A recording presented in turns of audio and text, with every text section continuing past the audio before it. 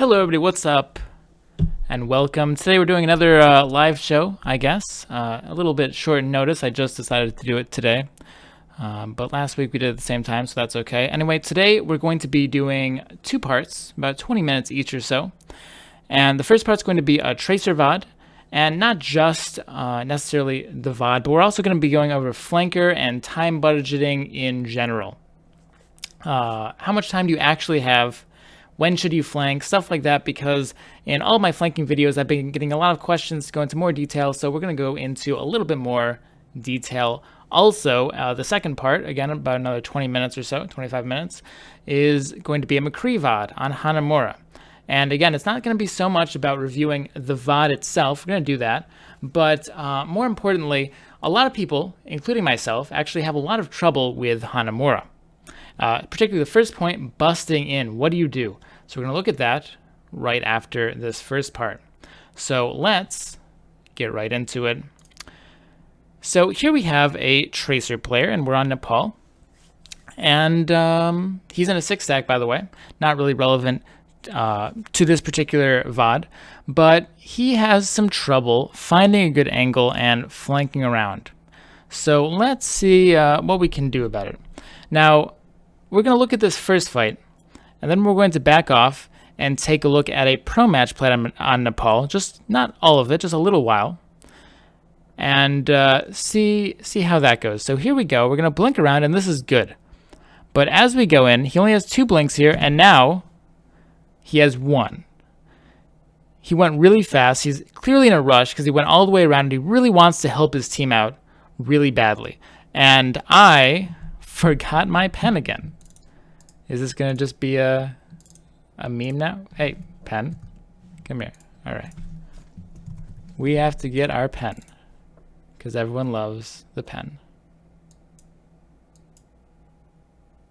And if you were wondering what I use, it's this. It's really sketchy, though. I don't want to support this company at all.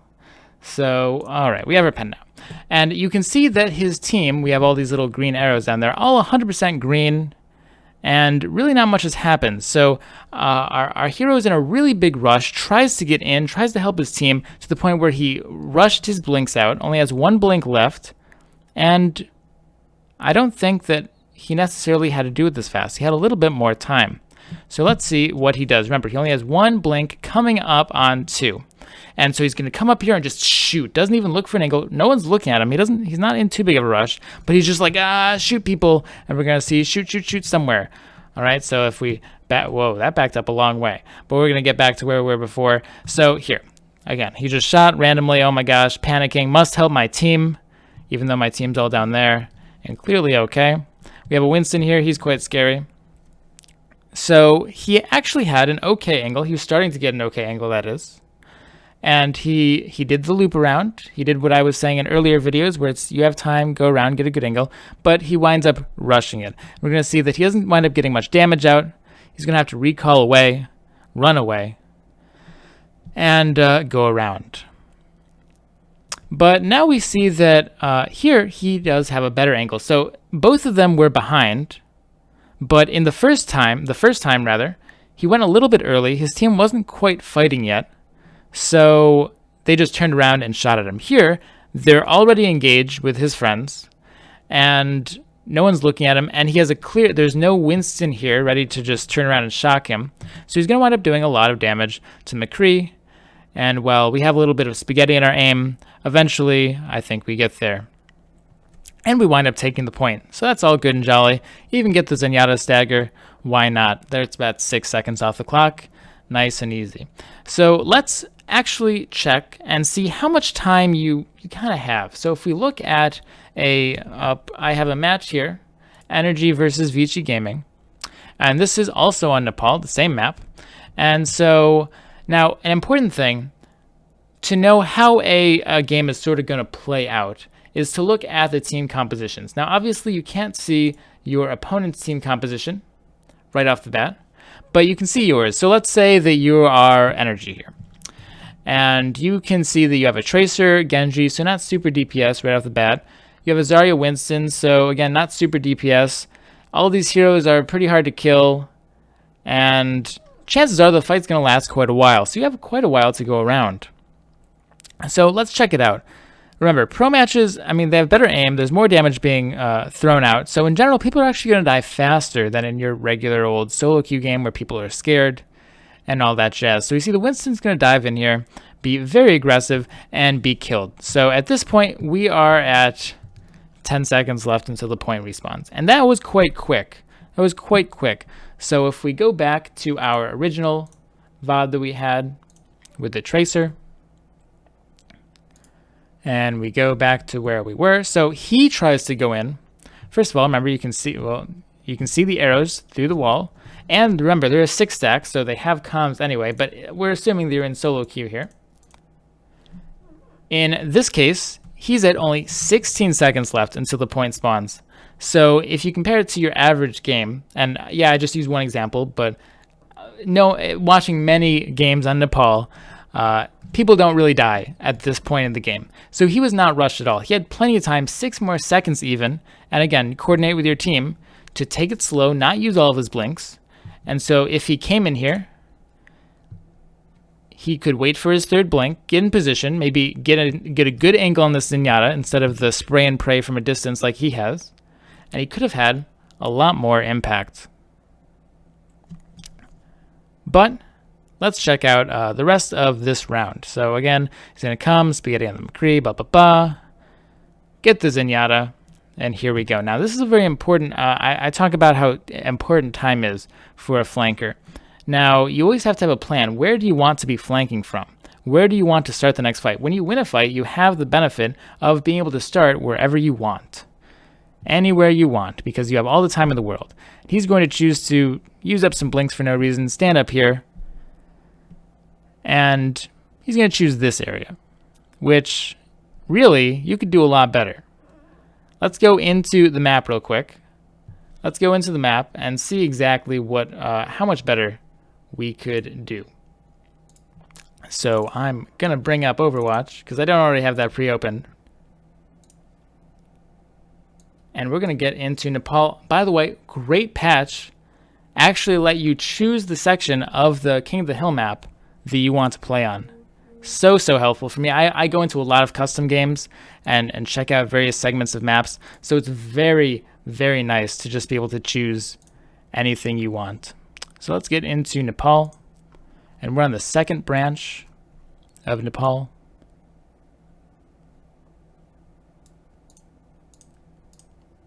And we'll be, sure, sounds good. I believe it's the 2nd branch. I hope it's the 2nd branch, because that would be embarrassing otherwise. And it is. It's not. It's not. I'm pretty sure that it just entered me into the 1st branch. I should have had this pre-opened. I should have practiced this. I thought it would have been a lot easier. But I guess not.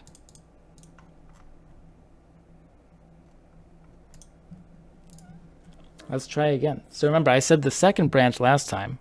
Let's see if it puts me in the same map. Let's see if Blizzard's just trolling me. Don't troll me now, Blizzard. Alright, so apparently it's just a troll. It doesn't actually work at all. And everything is a lie. So we're just going to go back into the VoD then, like that. Thanks, Blizzard. Thank you a lot. But anyway, we have about 10 seconds, 15 seconds or so. Man, that was embarrassing, huh? Couldn't get into the map. Well, we have 15 seconds, and we could go all up here, get behind the enemy team. Remember, there's a building near their spawn that we could get into, get behind them. But instead we're going to take here, not the worst place in the entire world. At least we're not directly on the point with our friends. But I think we could definitely do a little bit better. And so, okay, a quick point. Now, this isn't super integral to my general point, but this is something you have to really avoid, especially on Tracer. Even Genji, all the flankers. You need to avoid this sort of like FU damage, this really non-constructive, just, here you go, take some damage sort of thing. He only did about 3 damage to Zenyatta there, a whole 3 damage. And in exchange, now the enemy team knows exactly where he is.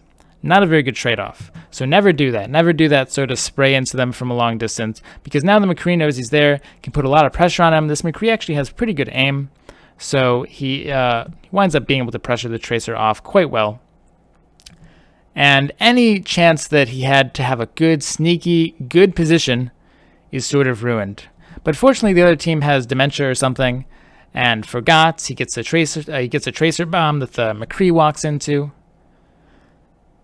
And even through all that mess up, and you could see it was very, very messy, he winds up getting lucky, so it's not that big of a deal. But again, have to have a plan, and Blizzard won't let me get into this specific map, unfortunately. But we'll check out another one a little bit later. Have a plan. Don't let them know where you are. And even though, like I said, the other team wound up having short-term memory loss, he could have gotten in a lot earlier if he'd just been sneakier and been behind to begin with. So here, again, I said have a plan, take your time, have a plan going to the map. And here the worst thing you can do is be on the point with your team. And here he is on the point with his team. He's not even correctly in the position to deal damage with the Graviton Surge. And we're going to see that they wind up losing the point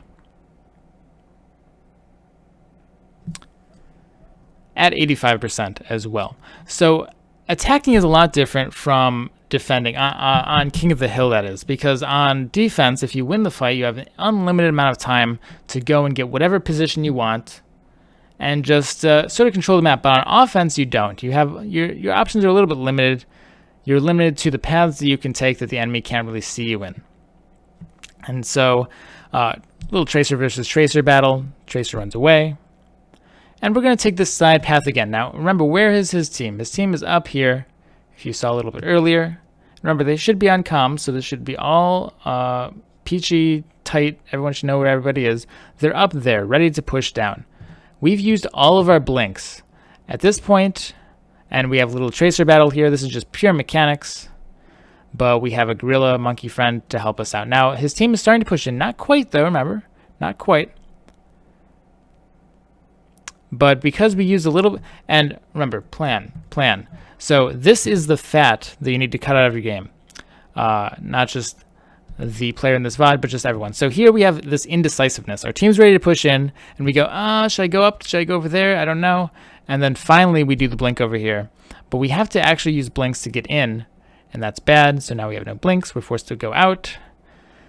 And by all rights, he should be dead here.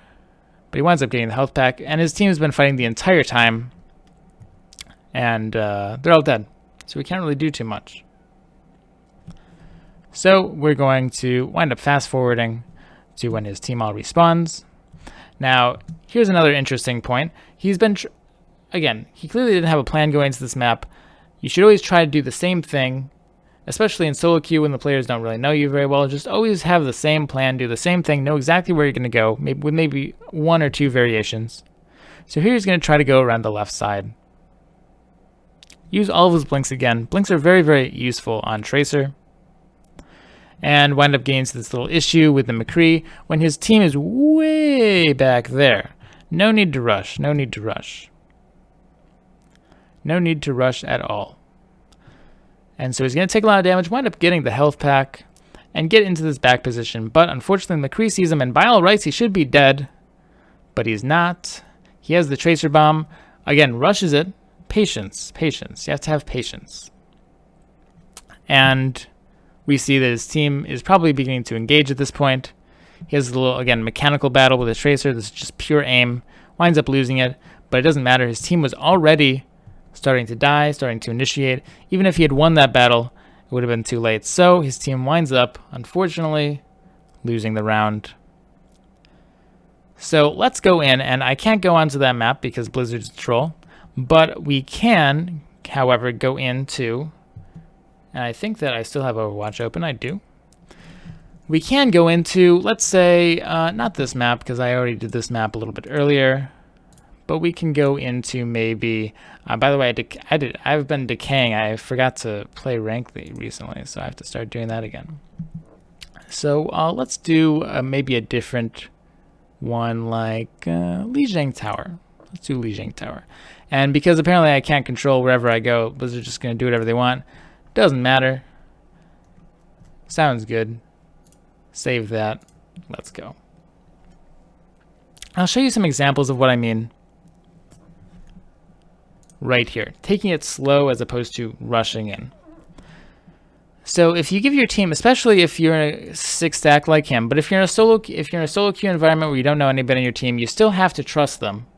You can't just be like, oh man, these guys are trash, I need to do everything myself. You have to roll the dice and actually, you know, hope that your team does the correct thing. Don't expect too much out of them, but expect like basic stuff out of them. So we've spawned, and you can see that I've gone around here already. Pretend this is the beginning of the match. Both teams have first spawned.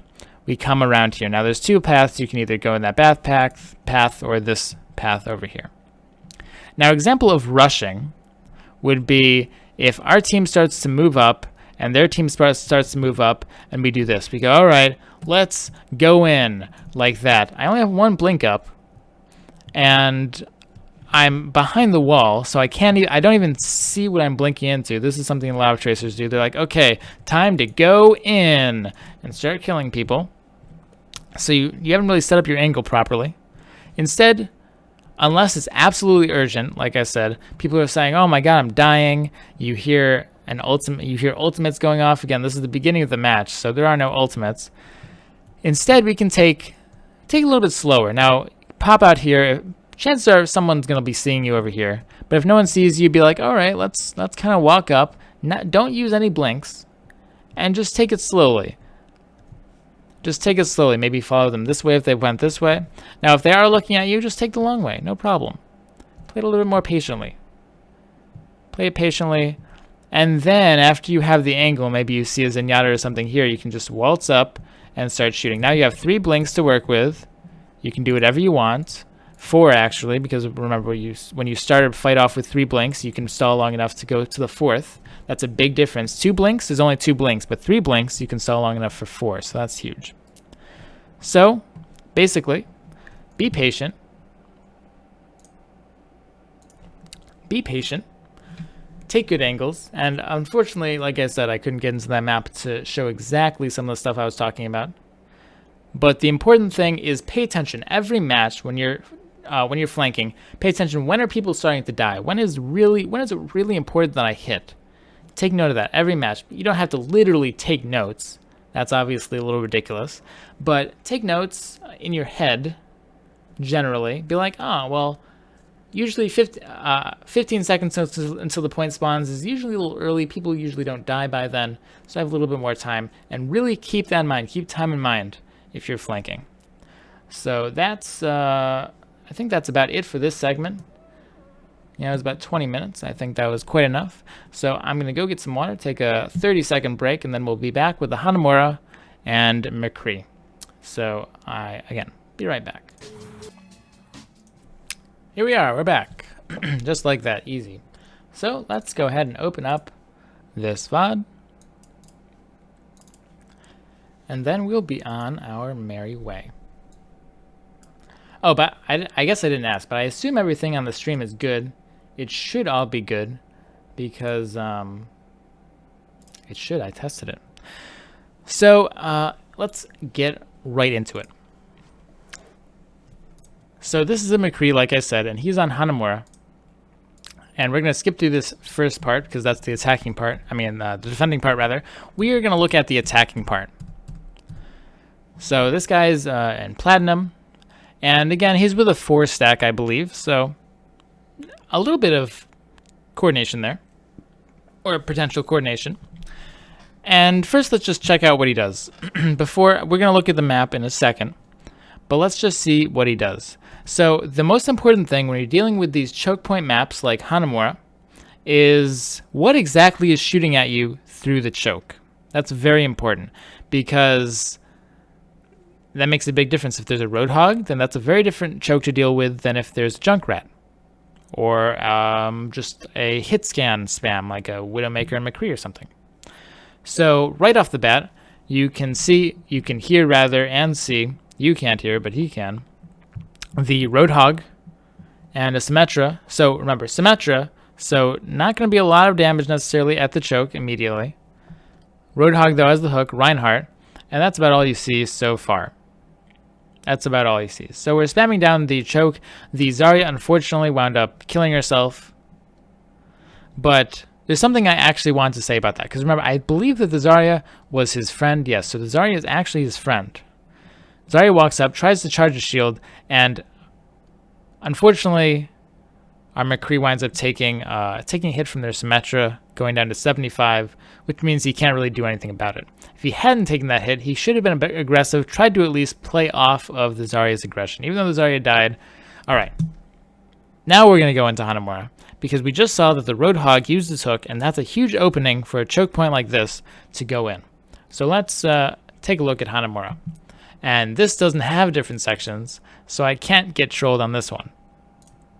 Fortunately for me. And we're just going to be in spectator. Okay. Now, Hanamura, the first point of Hanamura has 3 different options. You have, as we get into it, by the way, I already said this, I think, in the past, but this new update with the smooth camera is so nice. This camera is very, very pleasant to use. Just makes me feel so graceful no matter what I do. So here we are at Hanamura, the first point that is of Hanamura, and we have 3 options immediately available to. Whoa, get out of here! We have 3 options immediately available to us. We can go up here, we can go over there, or we can go over there. Pretty easy, right?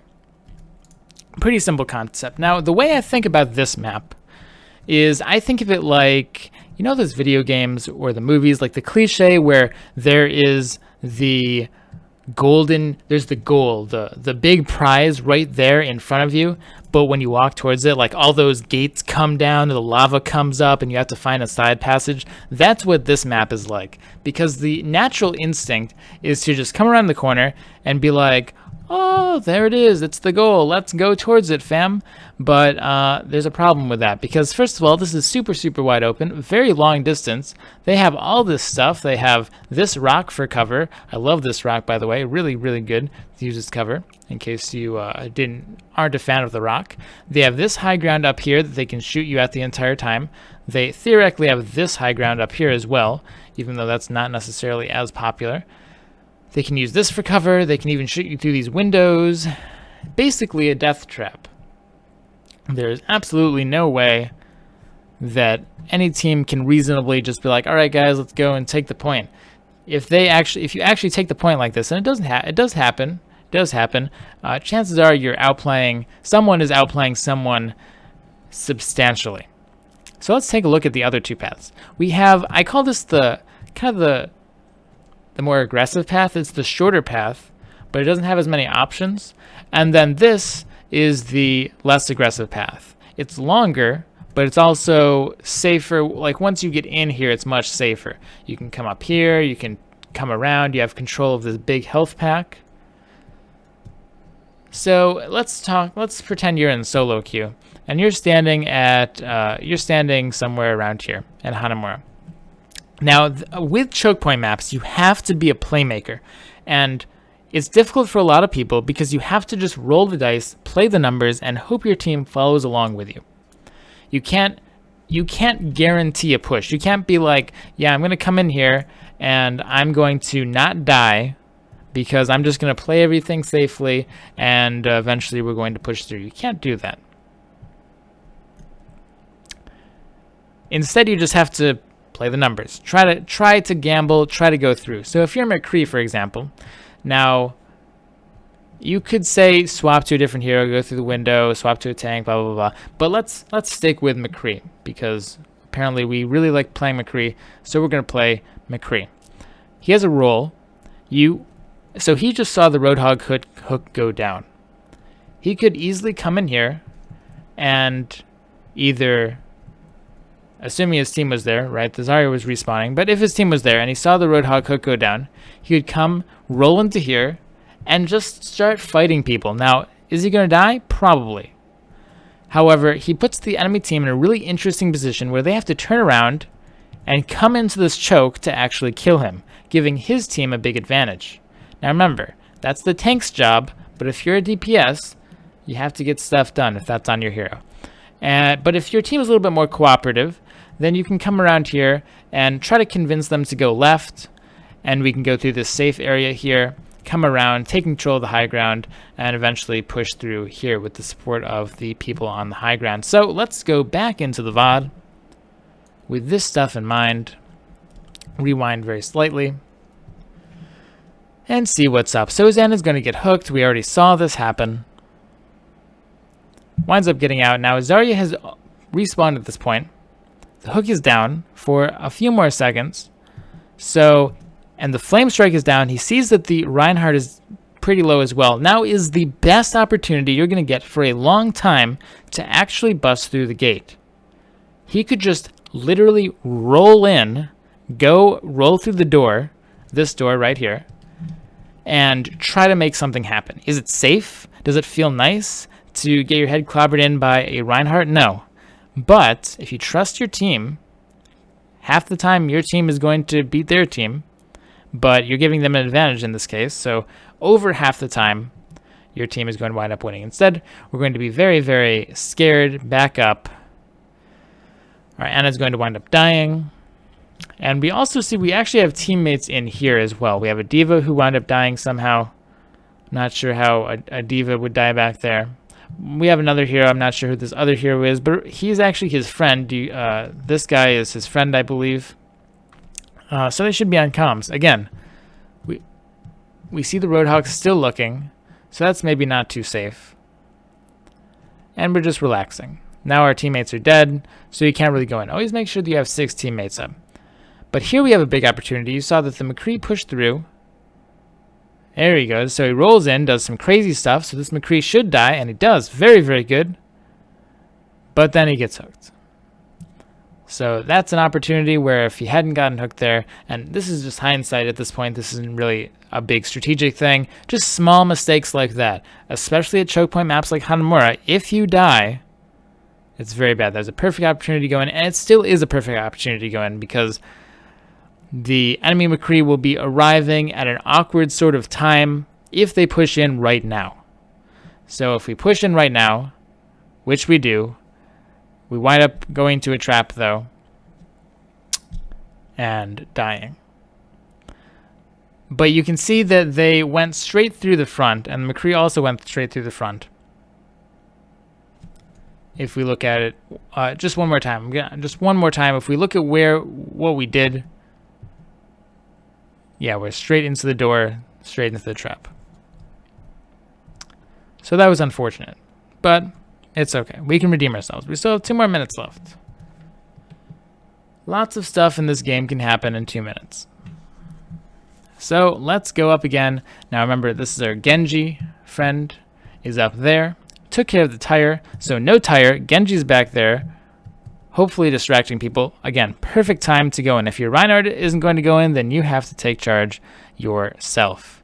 Or just scream, Reinhardt go in, but I'm not really that aggressive of a person. You can see the 2 people on his team die though, which is pretty rough. Winds up trying to pop his ultimate to do something, but again, 2 people on your team have died already. So you have to find that you have to go in before your teammates die, before the teammates die. And just be more aggressive. You see that he's always respawning and coming back, and his teammates are dying, and it gets into this vicious cycle. So you just have to have good timing.